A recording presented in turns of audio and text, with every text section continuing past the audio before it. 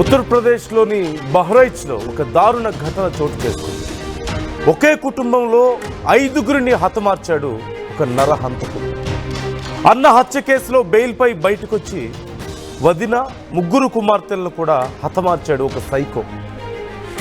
రామైపూర్ గ్రామానికి చెందినటువంటి సంతోష్, అనిరుద్ అన్నదమ్ములు 2018లో ఆస్తి విషయంలో అన్నను హత్య చేసి జైలుకి వెళ్ళాడు అనిరుద్. బెయిల్పై వచ్చి అన్న భార్య సుమన్తో అనిరుద్ అక్రమ సంబంధం పెట్టుకున్నాడు. సుమన్, అనిరుద్ జంటకు 2 కుమార్తెలు కలిగారు. అంతకుముందే సంతోష్తో ఒక బిడ్డకు జన్మనిచ్చింది సుమన్. హత్య కేసులో వదినే ప్రత్యక్ష సాక్షి కావడంతో సాక్ష్యాన్ని మార్చాలంటూ అనిరుద్ ఒత్తిడి చేస్తున్నాడు. అయితే సుమన్ ఒప్పుకోకపోవడంతో పిల్లలతో సహా సుమన్ని కిడ్నాప్ చేసి లఖింపూర్ జిల్లాలోని శారదా నదిలో వారందరినీ తోసేసి దారుణంగా హత్య చేశాడు. కేసు దర్యాప్తు చేపట్టి అనిరుద్ను అరెస్ట్ చేసి పోలీసులు విచారణ చేస్తున్నారు.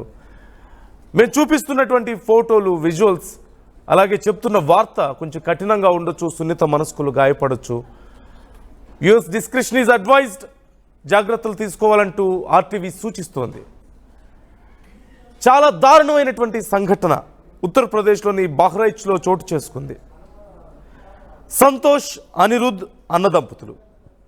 సంతోష్ భార్య సుమన్, వాళ్ళకి పెళ్ళై 12 ఏళ్ళు అవుతుంది. వాళ్ళకు కూతురుంది నందిని, 12 ఏళ్ల కూతురుంది, 13 ఏళ్లకు పైగా పెళ్ళయింది.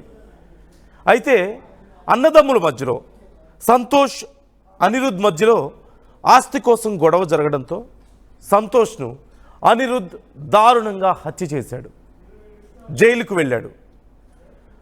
ఆ హత్యకు ప్రత్యక్ష సాక్షి సుమన్, సంతోష్ భార్య. అయితే జైలు నుంచి బయటకు వచ్చిన తర్వాత అనిరుద్ తన అన్న సంతోష్ భార్య అయినటువంటి సుమన్ని బలవంతంగా తనతో ఒక అక్రమ సంబంధం పెట్టుకొని తనని అనుభవించడం మొదలుపెట్టాడు.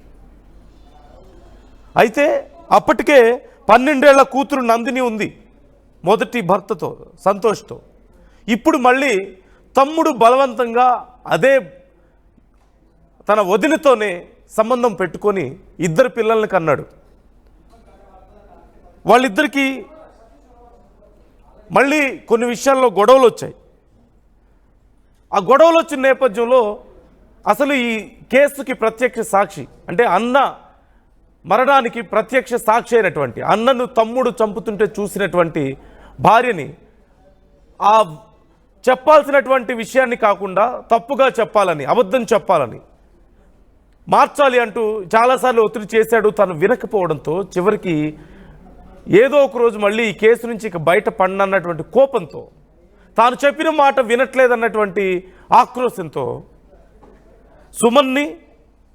సుమన్కి, అనిరుద్కి, తనకి ఇద్దరికి పుట్టినటువంటి 2 చిన్నపిల్లల్ని, తన అన్న సంతోష్తో పుట్టినటువంటి పెద్ద కూతురు 12 ఏళ్ల కూతుర్ని 3 తీసుకువెళ్ళి శారదా నదిలో తోసేసి వాళ్ళ ప్రాణాలు తీశాడు. ఎంత దారుణం ఇది! ఈ అంశానికి సంబంధించి ఫుల్ డీటెయిల్స్ తెలుసుకుందాం. ప్రజెంట్ అసలు ఏం చర్యలు తీసుకుంటున్నారు, కేసు విచారణ ఎలా జరుగుతోంది అని ఫుల్ డీటెయిల్స్ తెలుసుకుందాం. పవన్ ఉన్నారు మా ప్రతినిధి.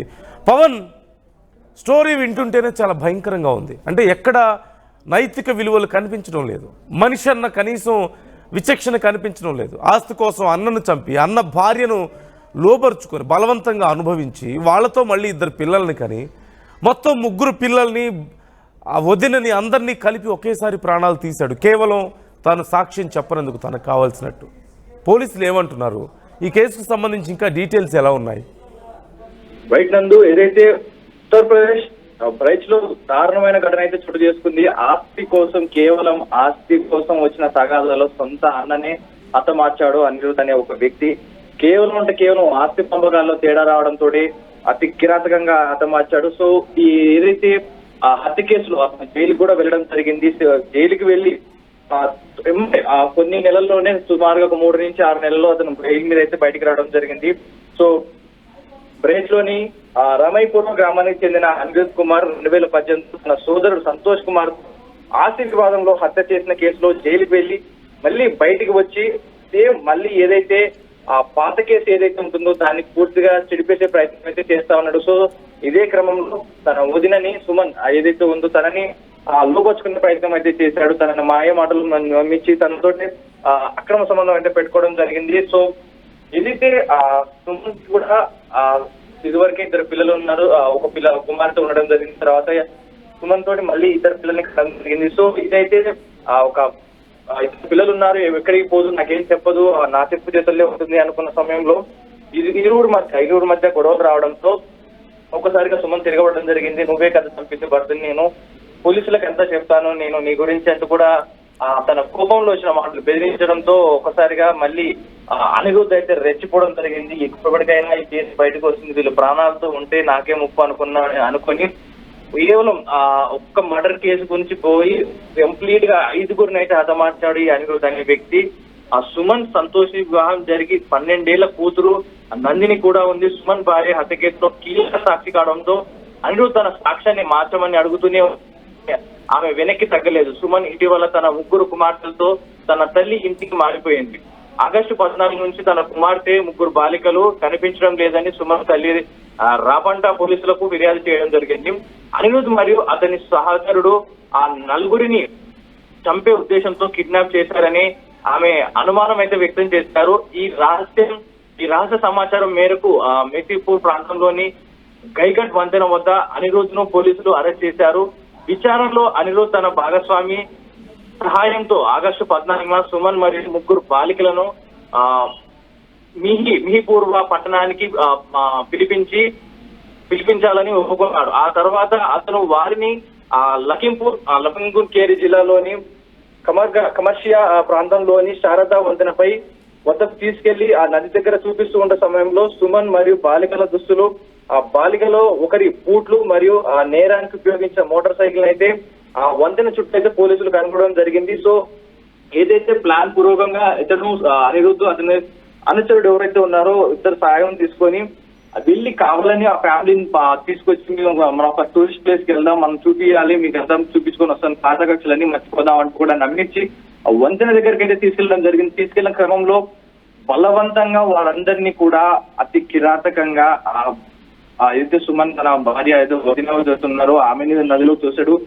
3 పిల్లల్ని కూడా బలవంతంగా ఆ వంతెన మించి నది ప్రవాహంలో పడేయడం జరిగింది. సో ఇప్పటికీ కూడా వారి శరీరాలు అయితే మృతదేహాలు ఇప్పటికీ బయట లభ్యం కాలేదు. పోలీసులు అయితే ఎంక్వైరీ చేస్తా ఉన్నారు. సో ప్రస్తుతం అయితే అనిరుద్ధిని కస్టడీకి తీసుకొని విచారిస్తా ఉన్నారు. అతనికి సహకరించిన ఎవరైతే అనుచరుడు ఉన్నాడో అతను ఇంకా ప్రస్తుతం పరారీలోనే ఉన్నాడు. సో ఆ చుట్టుపక్కల నది చుట్టుపక్కల వీరి వస్త్రాలు, పిల్లల షూ ఏదైతే స్కూల్కి వెళ్ళేటప్పుడు వేసుకుంటారో షూస్, అవి మాత్రం ఒక మోటార్ సైకిల్ అయితే లభ్యమైనాయి.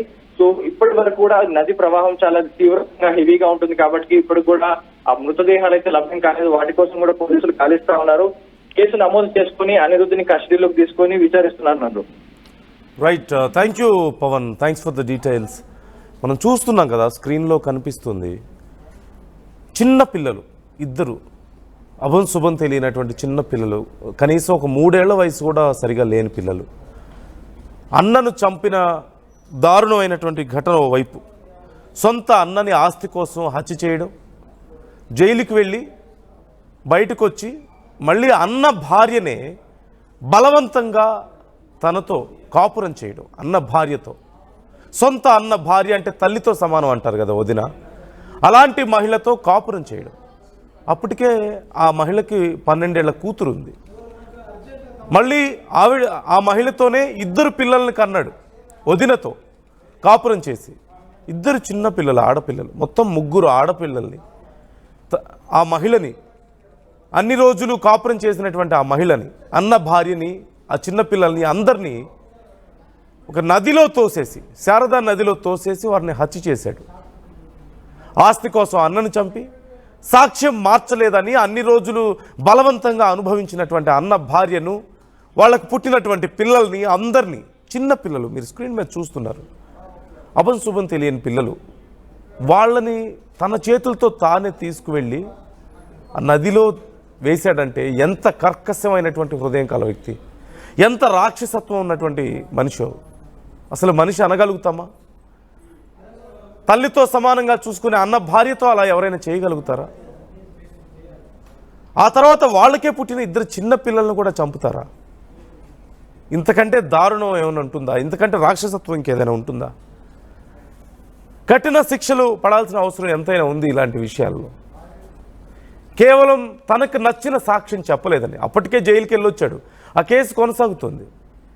ప్రత్యక్ష సాక్షిగా ఉన్నటువంటి అన్న భార్య, ఇప్పుడు తాను బలవంతంగా అనుభవిస్తున్న ఒక మహిళ, తనకు నచ్చిన సాక్ష్యం చెప్పలేదన్న ఒకే ఒక్క కారణంతో వాళ్ళందరినీ నదిలో తోసేసి తన చేతులతోనే తన పిల్లల్ని కూడా నదిలో తోసేసి హత్య చేశాడు.